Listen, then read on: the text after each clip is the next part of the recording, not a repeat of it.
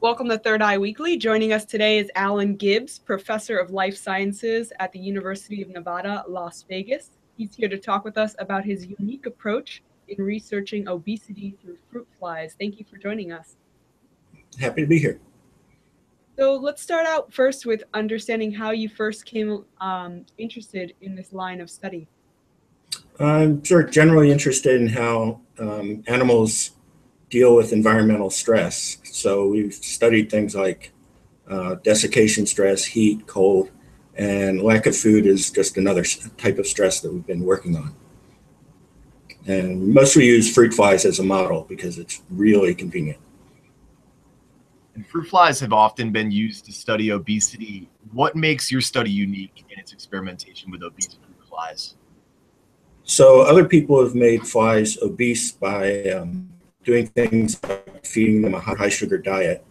And you can also do genetic manipulations to make flies fat. What we did instead was what we call experimental evolution. So what we do is every generation you take 10,000 flies, you put them in a cage about this big, and you take away their food. And when 9,000 are dead, you feed the survivors.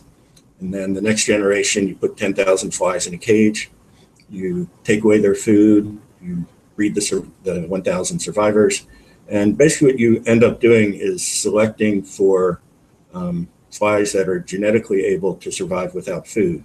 And one way to do this is to be really fat. And my flies are really fat. Yeah, they're about 50% larger than the average fruit fly. Is that correct? Yeah, and it's almost all fat. Chubby little guys. Yeah. What was some of the process like, in deciding to do this back in 2007 and now coming to the experiment recently? So we've basically just been doing this for 98 generations now. And we did is as time went on, we would periodically check, how fat are they, how long do they survive, and then had graduate students working on things like development time, sleep behavior, and then another student who decided that he thought heart function would be interesting. Yeah, what were some of the discoveries that you found in investigating the obese-related heart dysfunction? So basically, the flies are so fat and they have so much adipose tissue that it actually presses on the heart, and so the heart gets basically physically put out of place. And so if you look at the heart function, a normal fly heart would contract like this. What these flies have is a distended heart, and it doesn't contract well. So basically, it doesn't pump as much blood, or hemolymph is what insect blood is called. So that's basically a problem for them.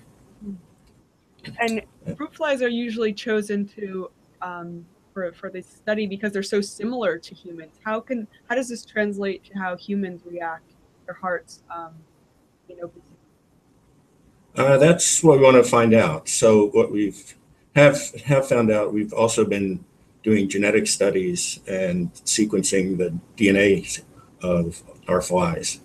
And if you take the candidate genes that we have and look for human homologs of those genes, the human versions, what we find is we actually find a lot of the genes that look like candidates are also involved in cardiac dysfunction in humans. So now we have some sort of confirming evidence, but we can also, in flies, do genetic manipulations and see exactly what those genes are doing. And chances are there's a very, very, very good chance that the genes are doing exactly the same thing in humans.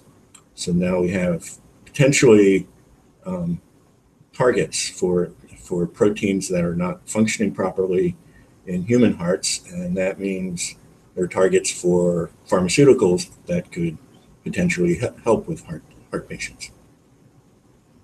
So it sounds like this is making it easier to understand the complex link between obesity and cardiovascular disease.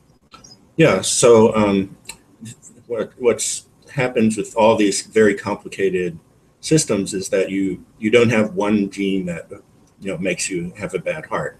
might have some that have major effects.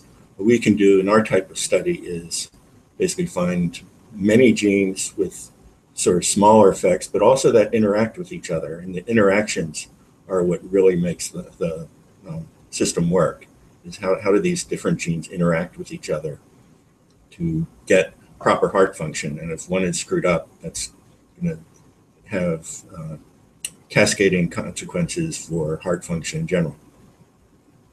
So what are some examples of those interactions that cause heart failure? So one thing that we found, a couple of genes that we found that are very interesting to us potentially are, we found changes in the insulin receptor, the protein that binds insulin, and we've also found changes in one of the types of fruit fly insulin. So fruit flies actually have 7 different types, and one of them, which is that has changed, that we've selected on, is I think potentially very interesting in terms of actually storing fat, because insulin and insulin signaling in cells is very important in fat storage and obesity. Where would you like to see the future research in this field head towards? Well, the direction we're going in 2 directions. One is the genetic approach, identifying genes that might cause obesity and heart disease and disrupted sleep, which we also see in these flies, and inactivity, which is another thing we see in these flies. So going after those types of genes with collaborators. And the other thing that we're just starting now is we're interested in the microbes that live in their guts. So one thing that's shown up recently in mammals, mice, humans to some extent, is that the types of bacteria in your gut strongly affect how much fat you store, how obese you are. And our preliminary data shows that our fat flies have different microbes from the skinny flies, but now we can actually, in fruit flies, sort of test specific types of bacteria. We can make our flies sterile and basically reinfect them with other bacteria and test what the bacteria are doing. This is very hard in humans because you have hundreds of different types of bacteria in your guts, in my guts. In flies, it's 10 or 20. It's a much simpler system. Do you think that your new way of using the evolutionary process to create these fatter fruit flies, is that going to be now the sort of go-to process in researching fruit flies? Probably not, because most people who work on fruit flies are geneticists. They're interested in 1 or 2 genes at a time. But experimental evolution is being used more widely now for other types of things. So there are a lot of people doing it right now for just, it's sort of trying to mimic what happens in nature in the laboratory in a very simple system. So, for people who are interested in evolution, this is a way of studying it in the lab under controlled conditions and much more rapidly than what you could do in nature. That's all the questions we had for today. Thank you so much for joining us, Alan. It was a pleasure talking with you. Thank you. Thank you. I was happy to do it.